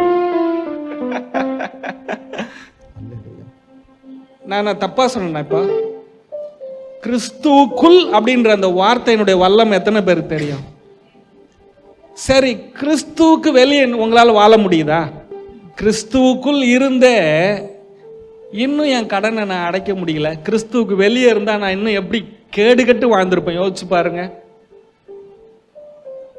ஆனா கிறிஸ்துவுக்குள்ள நான் வாழ்றதுனால நீங்க பாப்பீங்க, இன்னும் 1 மாசம் 2 மாசம் போகும்போது என் கடன் பிரச்சனை எல்லாம் முடிஞ்சு பெரிய கோடீஸ்வரனா இருக்கிறத நீங்க பாப்பீங்க. நான் விசுவாசிக்கிறது எல்லாம் அவருக்குள்ள இருக்குது. நான் அதனால அவருக்குள்ள இருக்கிறேன்.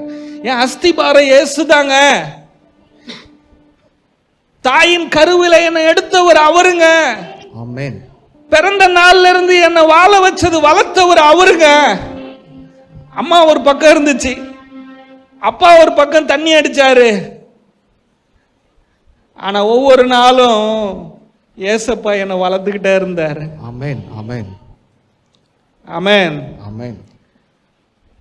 இன்னைக்கும் அவர் வளர்க்கிறாரு. ஆமென். இன்னைக்கு இன்னும் நீங்க அவருக்குள்ள இருக்க இருக்க உங்களுக்கான நன்மைகள் எல்லாம் தேடி வரும். ஆமென். நன்மைகள் தேடி வரும். எத்தனை பேர் ஆமென் சொல்றீங்க?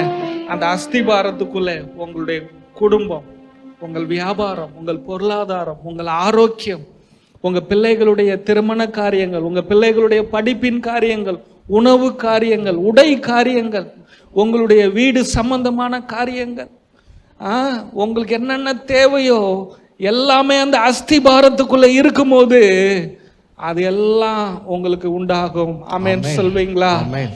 ஆமென், ஆமென். அந்த அஸ்திபாரம் என்று சொல்லும் போது நீங்கள் ஒரு மரமாக இருக்கலாம், நீங்கள் ஒரு கட்டடமாக இருக்கலாம். எந்த விதத்திலே நீங்கள் அஸ்திபாரம் போடப்பட்டிருந்தாலும் எல்லா விதங்களிலும் அப்பா உங்களை செழிப்பாக வாழ வைப்பார். ஆனால் அந்த அஸ்திபாரம் கிறிஸ்துவில் இருக்க வேண்டும். ஆமென். கிறிஸ்துவுக்குள்ள இருக்கணும். ஆமென், ஆமென்.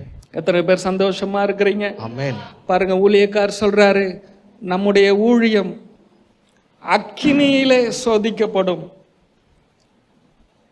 3ஆம் அதிகாரம் 12, 13, 14, 15 நீங்க பாத்தீங்கன்னா, ஒருவன் அந்த அஸ்திபாரத்தின் மேல் பொன், வெள்ளி, விலையேற பெற்ற கல், மரம், புல், வைக்கோல் ஆகியவைகளை வச்சு அவன் கட்டுறானா, அவனுடைய வேலைப்பாடு வெளியாகும். நாளானது அதை விளங்க பண்ணும். ஏனெனில் அது அக்கினியிலே வெளிப்படுத்தப்படும். அவனுடைய வேலைப்பாடு எத்தன்மை உள்ளதென்று அக்கினியானது சோதிக்கும். அந்த அக்கினிக்குள்ள போகும்போது பாருங்க, நிறைய பாஸ்டருங்க பிரசங்கம் பண்றாங்க, சர்ச்சுக்கு பஞ்சமா.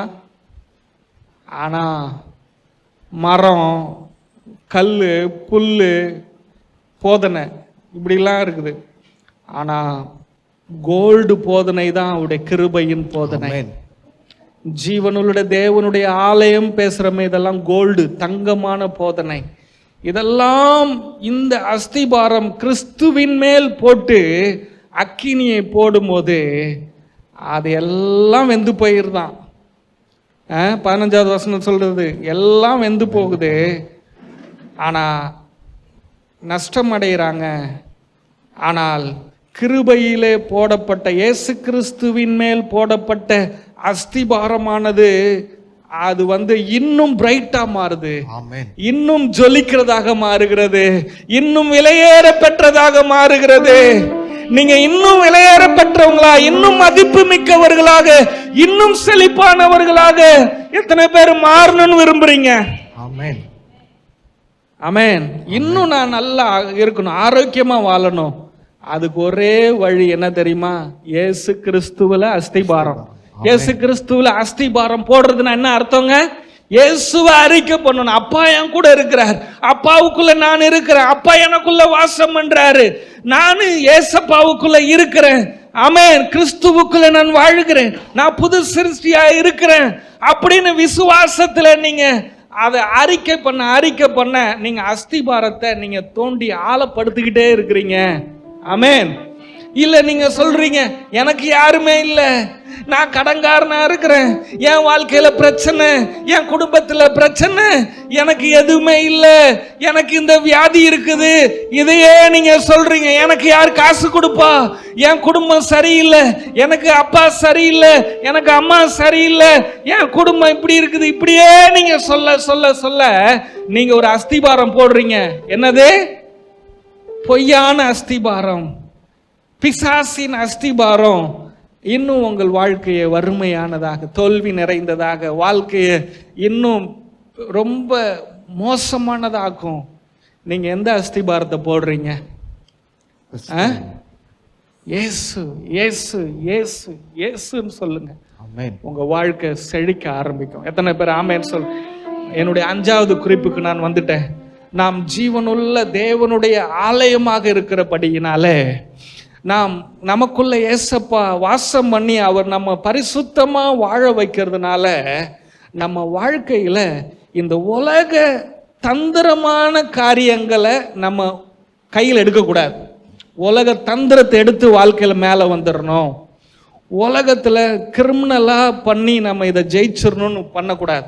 பாருங்க 3ஆம் அதிகாரம் 18 சொல்லுது, ஒருவனும் தன்னை தானே வஞ்சியாதிருப்பானாக, இவ்வுலகத்திலே உங்களில் ஒருவன் தன்னை ஞானி என்று எண்ணினால் அவன் ஞானியாகும்படிக்கு பைத்தியக்காரனா இருக்கிறான். இந்த உலகத்துல நம்மளை உலக காரியங்களை கொண்டு நம்ம வாழ்க்கையை நம்ம கட்டக்கூடாது. ஆமென். 19வது வசனம் சொல்லுகிறது, உலகத்தின் ஞானம் தேவனுக்கு முன்பாக பைத்தியமா இருக்கு. இந்த உலகத்துல காரியங்களை நீங்க எடுத்து உங்க வாழ்க்கையை கட்ட நினைக்காதீங்க. உலக காரியங்களை எடுத்து உங்க ஆவிக்குரிய வாழ்க்கையை கட்ட நினைக்காதீங்க. உலகத்தில் இருக்கிற நியாயப்பிரமாணத்தை, உலக மத காரியங்களை, சடங்காச்சாரியங்களை, சம்பிரதாயங்களை வச்சு உங்க ஆவிக்குரிய வாழ்க்கையை கட்டாதீங்க. ஆமென். ஆமென். ஆமா. 19 சொல்லுது இல்ல, அப்படியே ஞானிகளை அவர்களுடைய தந்திரத்தினாலே பிடிக்கிறார் என்றும் அப்படின்றது. ஞானிகளை அவங்க தந்திரத்தினால பிடிக்கிறார் ஆண்டவர். 20வது வசனம் சொல்லுகிறது, ஞானிகளுடைய சிந்தனைகள் வீணாய் இருக்கிறது என்றும் கர்த்தர் அறிந்திருக்கிறார் என்றும் எழுதியிருக்கிறது. என்ன சொல்றாருன்னா, நீங்கள் ஜீவனுள்ள தேவனுடைய ஆலயம் என்று நீங்க அறிஞ்சிருக்கிறீங்கல்ல, அந்த அறிவு போதும். உங்களுக்குள்ள வாசம் பண்றாருல, அவர் உங்களை பரிசுத்தமாக்குனார்ல, அவர்தான் ஞானம் உள்ளவர். 1 யோவான் 1ஆம் அதிகாரம் கடைசியில பார்த்தா என்ன சொல்லுது? இயேசுவே நமக்கு ஞானமும் பரிசுத்தமும் மீட்புமா இருக்கிறார் அப்படின்னு சொல்லுது இல்லைங்களா? அப்போ உங்களுக்குள்ள இருக்கிற இயேசு தான் உங்களுக்கு ஞானம், அவர் தான் மீட்பு, அவர் தான் பரிசுத்தம். அவரை விட்டுட்டு உலகத்தில் இருக்கிற மனுஷங்கிட்ட ஆலோசனை கேட்காத, உலகத்தில் இருக்கிற காரியங்களை ஜெயிப்பதற்காகவோ பிரச்சனையை சரி பண்ணுவதற்காகவோ நீ நிற்காத. உனக்குள்ள இருக்கிற அப்பா உனக்கு உதவி செய்ய, உன் வாழ்க்கையை தூக்கி விட அவர் போதுமானவராக இருக்கிறார். எத்தனை பேர் ஆமென் சொல்றீங்க? அல்லேலூயா. ஆமா. 6வது கடைசியா நான் முடிக்க போறேன். நாம் ஜீவனுள்ள தேவனுடைய ஆலயமாக, பரிசுத்தமுள்ள ஆலயமாக நாம் இருக்கிறபடியினாலே நாம எந்த விதமான ஊழியக்காரங்களையும் நம்ம மேன்மை பாராட்டக்கூடாது, பெருமை பாராட்டக்கூடாது. எங்க பாஸ்டர் அப்படின்னு பெருமை பாராட்டக்கூடாது.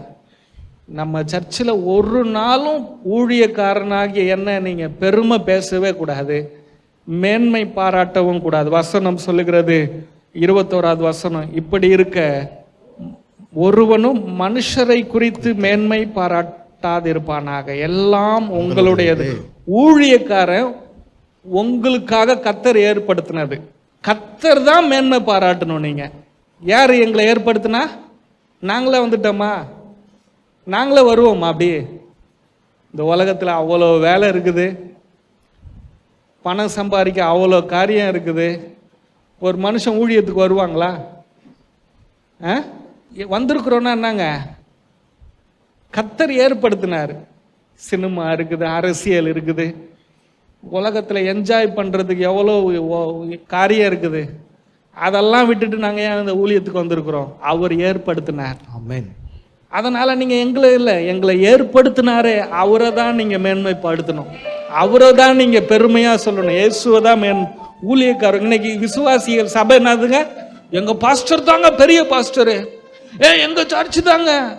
வசனம் சொல்லுகிறது தேவனை மட்டும்தான். ஊழியக்காரனை பெருமையாக பேசுறீங்க, உங்கள் வாழ்க்கை ஒன்றுமில்லாமல் போயிடும். ஆமென், ஆமென். அதே போல எந்த மனுஷனையும் மேன்மை பாராட்டக்கூடாது, எந்த விதமான சபையும் மேன்மை பாராட்டக்கூடாது. ஆமென், ஆமென். பாருங்க, எல்லா விதமான ஊழியங்களும், இந்த உலகத்தில் இருக்கிற எல்லா காரியங்களும் தேவன் உங்களுக்கு படைச்ச காரியங்கள். நிகழ்காலங்கள், வருங்காலங்கள், ஆவிக்குரிய சகல காரியங்களும் எல்லாமே கர்த்தர் உங்களுக்காக ஏற்படுத்தினது. வேதம் சொல்லுகிறது எல்லாம் கிறிஸ்துவுக்குள் உங்களுக்காக தான் இருக்குது. ஊழியக்காரங்க உங்களுக்காக தான் கடவுள் வச்சிருக்கிறார். உங்களுக்கு ஊழியம் செய்ய, வேலை செய்ய. என்ன வேலை செய்ய? உங்கள் வீட்டில் பாத்திரம் கழுவி கொடுக்க, உங்கள் டாய்லெட் கழுவி கொடுக்க, உங்கள் வீட்டில் காய்கறி வாங்கி கொடுக்க, உங்கள் வீட்டு கட்டினீங்கன்னா கல் எடுத்து கொடுக்க. கர்த்தர் ஊழியக்காரனை உங்களுக்காக ஏற்படுத்தி வைத்திருக்கிறார். அப்படியாமா?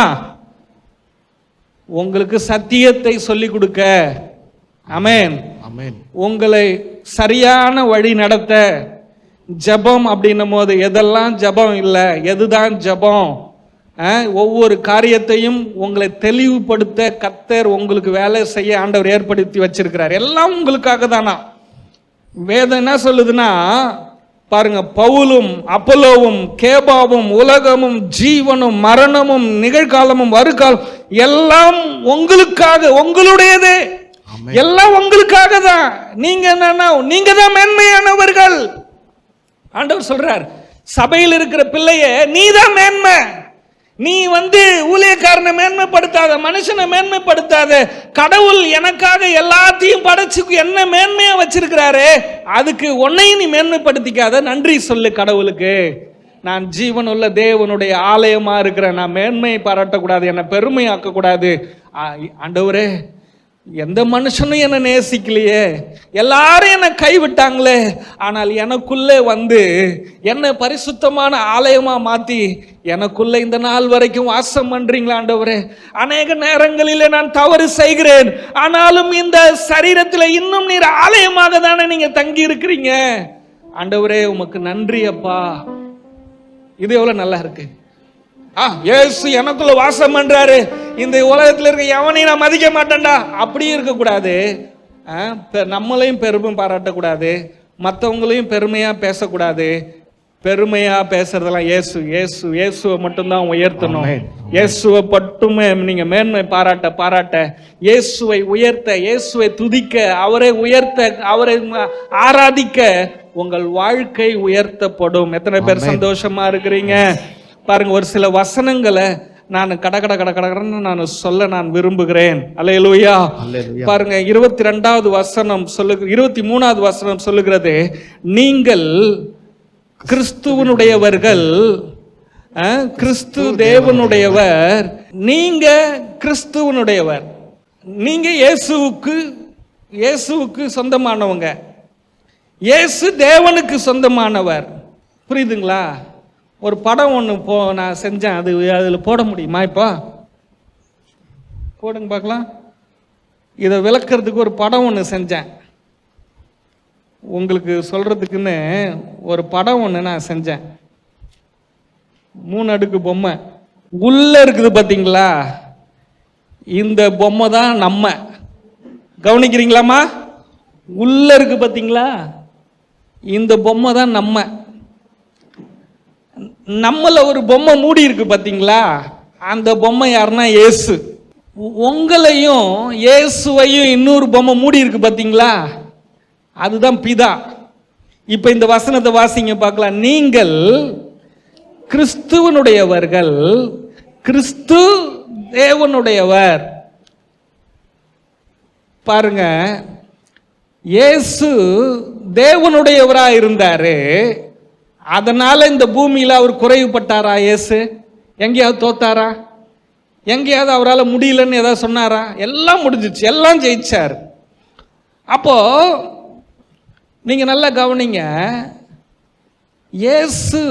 இயேசுவை பிதா எந்த அளவுக்கு வெற்றியா நடத்தினாரோ அதே போல நம்மையும் இயேசுவை போல வெற்றியா நடத்தணுன்றதுக்காக இயேசுவுக்குள்ள பிதா நம்ம கொண்டு வந்துட்டார். இயேசுவுக்குள்ள போயிட்டோம். இயேசு தனக்குள்ள இருக்கிறாரு, பிதா இயேசுவுக்குள்ள இருக்கிறாரு. அப்போ பாருங்க, முதல்ல நீங்க புரிஞ்சிக்க வேண்டியது, நமக்கு எத்தனை அடுக்கு பாதுகாப்பு இருக்குது?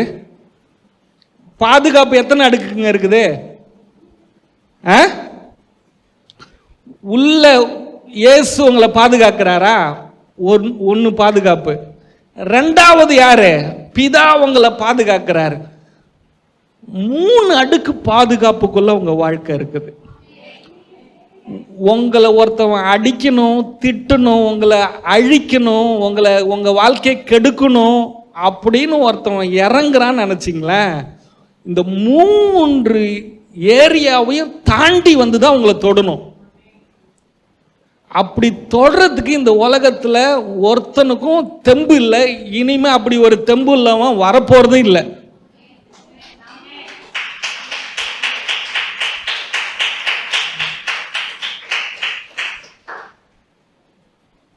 இப்ப காலரை தூக்கி விடலாமா? லேடிஸ் புடவை எப்படி சுத்துவீங்களா? அப்படி சுத்துங்க. இப்ப இதுதான். இது எதுக்கு? அப்பாவுடைய பாதுகாப்பு. இதை வச்சு இப்போ ஒரு சில வசனங்களை நான் சொல்றேன். இதுக்கு ரிலேட்டடான வசனங்கள்.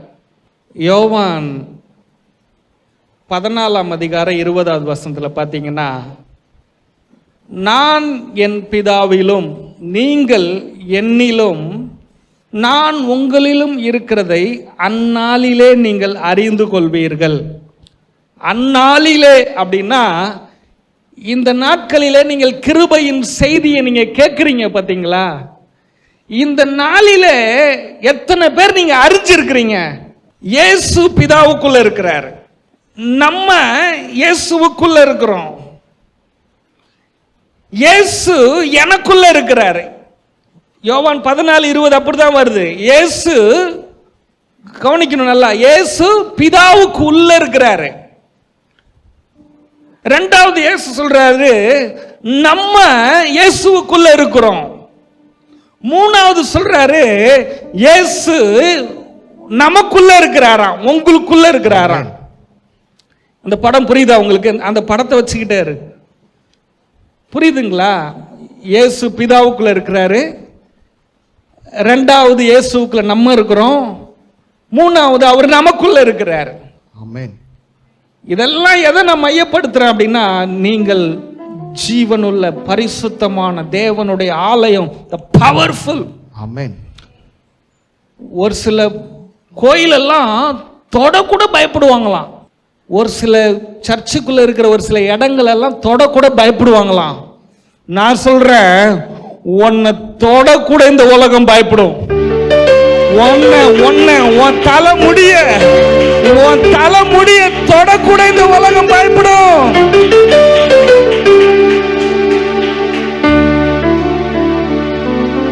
இயேசுவை வியாதி எல்லாம் வந்து பணம் எல்லாம் அழிஞ்சு சாகிற வயசுல ஒரு பெண் அவருடைய வஸ்திரத்தின் ஓரத்துல பயந்து வந்து தொட்டாள், அவள் சுகமானாள். அல்லேலூயா. அதே போல உன்னை வந்து பயத்தோடும் நடுக்கத்தோடும் உன்னை தொட வருகிறவர்கள் சுகப்படுவார்கள், ஆசீர்வதிக்கப்படுவார்கள்.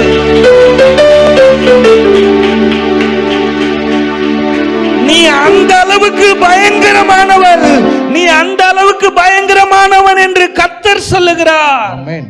அல்லேலூயா. அல்லேலூயா. கொலோசியர் 3ஆம் அதிகாரம் 3வது வசனம் சொல்லுகிறது, நீங்கள் மரித்தீர்கள், உங்கள் ஜீவன் கிறிஸ்துவுடனே தேவனுக்குள் மறைந்திருக்கிறது. உங்க ஜீவன் பாருங்க, கிறிஸ்துவுக்குள்ள ஒரு படம் இருக்குல்ல, அந்த உள்ள கிறிஸ்துவுக்குள்ள உங்க ஜீவன் இருக்கு. அந்த படத்தை பாக்குறீங்களா? கிறிஸ்துவுக்குள்ள இங்க உங்க ஜீவன், உங்க உயிர் இங்க இருக்குது. இது யாரு? இயேசுவுக்குள்ள உங்க உயிர் இருக்குது. ஆமென். ஆமென். ஆமென். இயேசுவுக்குள்ள உங்க உயிர் இருக்குது. அதுக்கும் மேல தேவன் பிதாவுக்குள்ள உங்க உயிர் இருக்குது. ஹல்லேலூயா. இப்படி இந்த 3 அடுக்கு பாதுகாப்பு இருக்கிறதுனால எந்த வியாதியோ எந்த கொள்ளை நோயோ உன்னை தொட முடியாது. ஏன்னா இயேசுவை தொடணும். வசனம் என்ன சொல்லுது? உன் ஜீவன் கிறிஸ்துவுடனே தேவனுக்குள் மறைந்திருக்கிறது. ஆமென். இந்த பாதுகாப்பு எத்தனை பேர் விசுவாசிக்கிறீங்க? ஆமென். ஆமென். உனக்கு கவர்மெண்ட் பாதுகாப்பு தேவை, உனக்கு குர்கா பாதுகாப்பு தேவை. அந்த குர்கா வருவான், விசில் ஊதிக்கிட்டு 5க்கும் 10க்கும் வருவான். அவன் எப்போ வந்தாலும் விரட்டி விடாது, கிளம்புடா. அவனுக்கு காசு கொடுக்கறத விட்டேன். ஏன்னா நான் விசுவாசிக்கிறேன், என்ன ஏசப்பா பாதுகாக்க. ஆமென். ஊரெல்லாம் திருடு வந்துச்சு, ஆனா இங்க ஒருத்தனாலையும் பூர முடியலன்னா நான் ரொம்ப பாதுகாப்பா இருக்கிறேன்னு அர்த்தமா? என்னை அப்பா பாதுகாக்கிறாரு. அல்லேலூயா. பாருங்க, யோவான் 10ஆம் அதிகாரம் 30வது வசனம் சொல்லுது, நானும் பிதாவும் ஒன்றாக இருக்கிறோம் என்றார். 28வது வசனம் சொல்லுகிறது, நான் அவைகளுக்கு ஜீவனை கொடுக்கிறேன், அவைகள் ஒரு காலம் கெட்டு போவதில்லை, ஒருவனும் அவைகளை என் கையிலிருந்து பறித்துக் கொள்வதில்லை. பாருங்க, பிதாவுக்குள்ளேயும் இயேசு கிறிஸ்துவுக்குள்ளும் நாம் ஒன்றாக இணைக்கப்பட்டிருக்கிறோம். அதனால் உங்களுடைய வாழ்க்கை கெட்டு போவதில்லை. நீங்கள் ஜீவன் உள்ளவர்களாக இருக்கிறீர்கள். உங்களுடைய வாழ்க்கையிலே எந்த பிரச்சனையோ எந்த போராட்டமோ எந்த தீமையோ எந்த தீங்கும் இயேசு கிறிஸ்துவினுடைய கையிலிருந்து பறிக்க முடியாது என்று வேதம் சொல்லுகிறது. பண கஷ்டமா, உணவு கஷ்டமா, உடை கஷ்டமா, எந்த கஷ்டமோ ஏசப்பா கையிலிருந்து உன்னை பறிச்சு உன்னை கவலையில விட மாட்டாரு. அவர் கரங்களில உன்னை எடுத்தார் என்றா, அவர் கரத்திலே உன்னை பாதுகாக்கிறார் என்றா, உன்னை கண்ணின் மணியை போல உன் தேவைகள் எல்லாம் அற்புதமாய் சந்திப்பார். 29வது வசனம் யோவான் 10ஆம் அதிகாரம் 29 சொல்லுகிறது, அவைகளை எனக்கு தந்தை என் பிதா எல்லாரிலும் பெரியவராக இருக்கிறார், அவைகளை என் பிதாவின் கையிலிருந்து பறித்து கொள்ள ஒருவனாலும் கூடாது. உங்க வாழ்க்கையிலே எந்த தீமையோ எந்த தீமை செய்கிற மனிதர்களோ எந்த பிசாசின் கிரியைகளோ ஆண்டவருடைய கரத்திலிருந்து உங்களை பறித்து கொள்ள முடியாது, ஒருவனாலும் கூடாது. எந்த சக்தியாலும் உன் வாழ்க்கையை அழிக்க முடியாது, எந்த தீமையும் உன்னை தொட முடியாது. நீதான் ஜீவனுள்ள தேவனுடைய ஆலயம். கலாத்தியர் 3ஆம் அதிகாரம் 29வது வசனம், நீங்கள் கிறிஸ்துவினுடையவர்களானால் ஆபிரகாமின் சந்ததியாயும் வாக்குத்தத்தத்தின்படி சுதந்திரவாளிகளாகவும் இருக்கிறீர்கள்.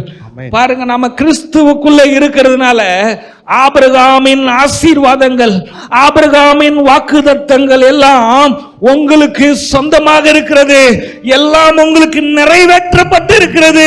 உங்கள் வாழ்க்கையில் அவைகள் எல்லாவற்றையும் அனுபவிக்கிற சுதந்திரவாளிகளாக, சொந்தக்காரர்களாக, உரிமையாளிகளாக இருக்கிறீர்கள். கைகளை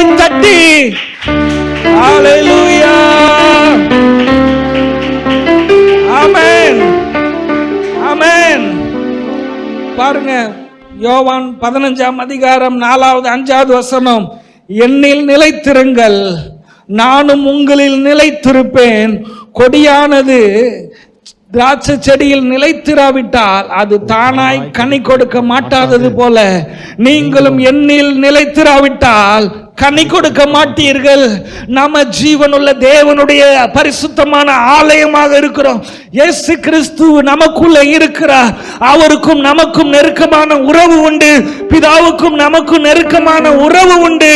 நாம் இயேசு கிறிஸ்துவினால் பிதாவுக்குள்ளே மறைக்கப்பட்டு ஒரு வாழ்க்கைக்குள்ள நாம் இருக்கிறபடியினாலே நாம் கனி கொடுக்கிறவர்களாக, மிகுந்த கனி கொடுக்கிறவர்களாக, மிகுந்த ஆசீர்வாதமானவர்களாக நாம் வாழ்ந்து கொண்டிருக்கிறோம். கைகளை தட்டி ஹல்லேலூயா, ஹல்லேலூயா, ஹல்லேலூயா. 5 சொல்லுகிறது 15:5, நானே திராட்சை செடி, நீங்கள் கொடிகள். ஒருவன் என்னிலும் நான் அவனிலும் நிலைத்திருந்தால் அவன் மிகுந்த கனிகளை கொடுப்பான். என்னை அல்லாமல் உங்களால் ஒன்றும் செய்ய முடியாது. ஏசப்பா உன் வாழ்க்கையில இல்லைன்னா உன்னால ஒண்ணுமே செய்ய முடியாது. தம்பி, தங்கச்சி, அண்ணா, அக்கா, ஏசப்பா உன் கூட இல்லைன்னா நீ எவ்வளவு முயற்சி செஞ்சாலும் உன் வாழ்க்கையில முன்னேற்றம் வராதுயா. ஆனா ஏசப்பாவோட நீ இணைஞ்சுக்கிட்டீங்கன்னா அவர் உன் கரத்தை பிடிக்கிறாரு, உன் குடும்பத்தை அவர் கையில எடுக்கிறாரு. அவர் உன்னுடைய காரியங்கள் எல்லாம் கனி கொடுக்க செய்வார். மிகுந்த கனி கொடுப்பார். மிகுந்த வருமானங்களை தருவார். மிகுந்த பணங்களை தருவார். மிகுந்த ஆசீர்வாதங்களை தருவார். மிகுந்த செழிப்பை தருவார். உன்னை அவர் உயர்த்துவார். ஹல்லேலூயா, ஹல்லேலூயா. நம்ம எல்லாரும் எழும்புவோமா?